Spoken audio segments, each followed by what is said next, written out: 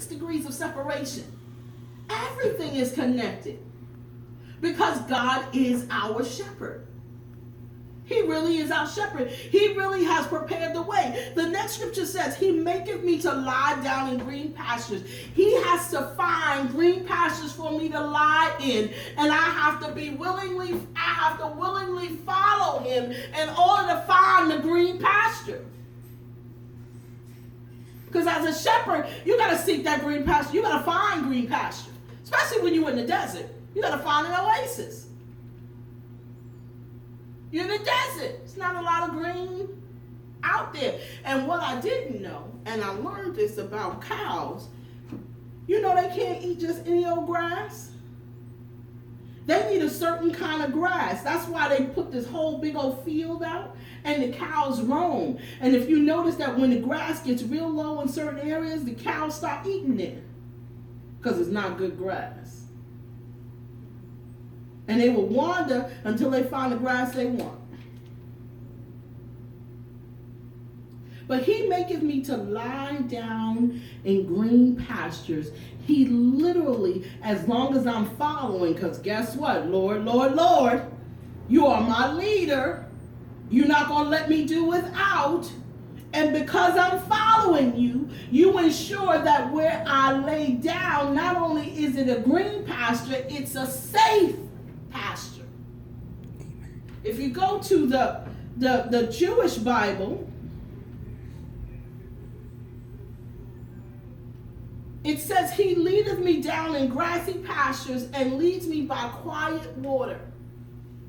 I was studying, I was looking at one of the Bible commentaries, and he explained, the way he explained it was, down by the water hole, there are a lot of predators. Because it's the water hole. It's where, if you think about the desert and you think about oasis, when you find a water hole, you find everything down by the water hole. So he's not just taking you to any old water hole. He's taking you to a safe water hole. And I started thinking about David, and I was like, God, why would David write that? And then I started thinking, that's, oh my God, because you've kept David safe his entire life. If you think about everything that David went through, got into, God kept him safe at every turn, whether he was right or wrong. Whether he was right or wrong, I said, oh my God, God. So that means that you're my leader. I'm following the way you should tell me to go. And even when I get it in my head that I don't want to follow, you still keeping me. David said, listen, I'm tired of Saul. He's not going to stop. I'm tired of it. I think about Barak. Deborah said, listen, didn't God say for you to? Barak was scared to go. He was like, yeah, he did say it. He did say it. And I would have went. But I think about, what's her name? Lord, her name just went out of my head. You see why sometimes you got to have notes? The fool's wife. Abigail. Abigail.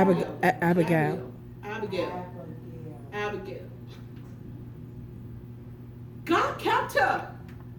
She was married to the fool, but God taught her how to deal with David.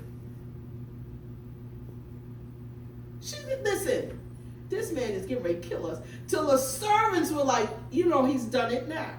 He's really done it now. You know what he said to David? And now David is on his way.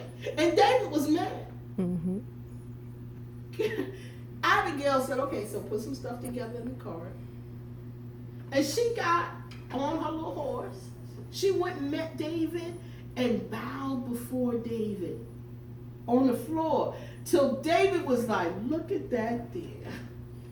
All right, baby, get up. I'm even mad I thought about it. I ain't going to do it.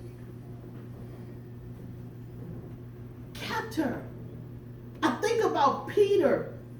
And I think about when they were supposed to be fishing. Jesus had died. Jesus had died visited them in the room, in the room they were shut up in, and they done went through Thomas, put your hand in my hand, and put your hand in my side. And what did Peter do? Peter said, I'm going fishing. You would think that after all of that, that they would be like, let's go and save the world. Wouldn't you? He was dead. He died the horrible death on the cross. We put him in the tomb. The angel rolled the stone away. He got up. We sticking our hands in his holes. You think that would be like, we got the power. Peter said, I'm going fishing. Anybody else going? And they all follow Peter fishing. Now, Jesus could have said, seriously, after all of those 3.5 years we were together, after I come and meet you up in the shut up room, you fishing? For real? He didn't do that. They went out there and catch nothing. Nothing. And then Jesus is on the side saying, how'd y'all do? How did it turn out? This is not good today. Cast your net on the other side. And you know who noticed it was Jesus at that point? Peter. Peter said, oh my God, I know that directed. Because he already told me to do that once before. And he's like, oh my God, I'm not in the place where I'm supposed to be. But God didn't condemn him. He was his shepherd. He went and got him. Put him right back on the path. And then said, Peter, do you love me? Trying to make it so we don't have to keep going through this. Because I'm not going to keep coming and get you off the water, Peter. So do you love me? Lord, you know I love you. All right then. Feed my sheep. Peter, you love me? All right, Jesus. You know I love you. I love you a lot. All right then. Feed my goats. Peter, do you love me? So Peter had to say, all right. You can't ask me that over and over again. You know I love you. What was God trying to say to Peter? Listen, Peter, there's going to be some sheep that you have to feed. They're going to be easy folks to lead, but then you're going to end up with some goats. You're going to have to go through some hard stuff, some stuff that you like, this can't be Jesus. I know you're not supposed to be in the fold. But feed them, Peter. Feed them. And so,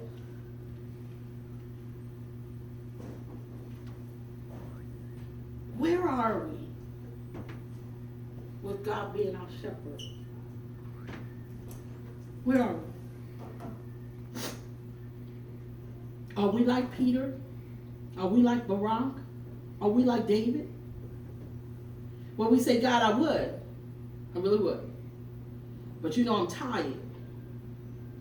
I would. But you know the people's getting on my nerves. I would. But my money's not right. I would. I really would, God. But you know I've been waiting on this husband all of this long time, and he not here yet. Where he at? I just told somebody, I'm not getting married. She's like, don't say that, Pastor. But that's what I was thinking. Because when it don't happen how fast you want it to happen, and somebody say, you doing something, I say, no, not at all. And the person was like, don't say that. Because I was wrong. I had to check myself. But then I had to say, God, if I'm believing that you're my shepherd, in the same way that David felt it, am I following blindly? Or I'm only following with my rational mind?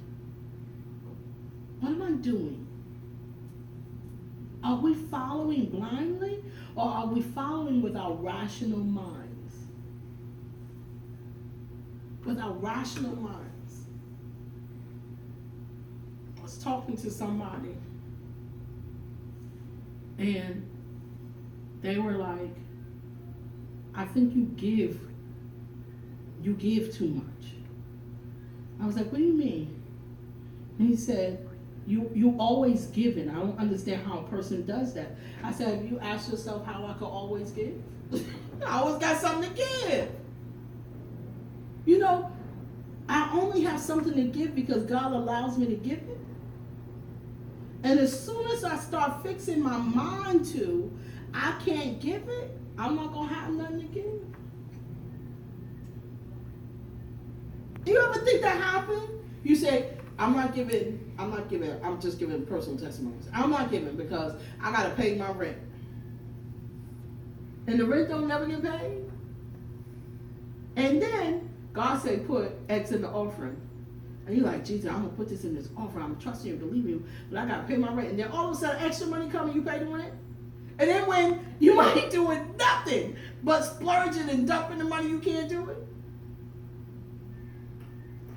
There is something to listening to God and what God says when he says it. There's something to that.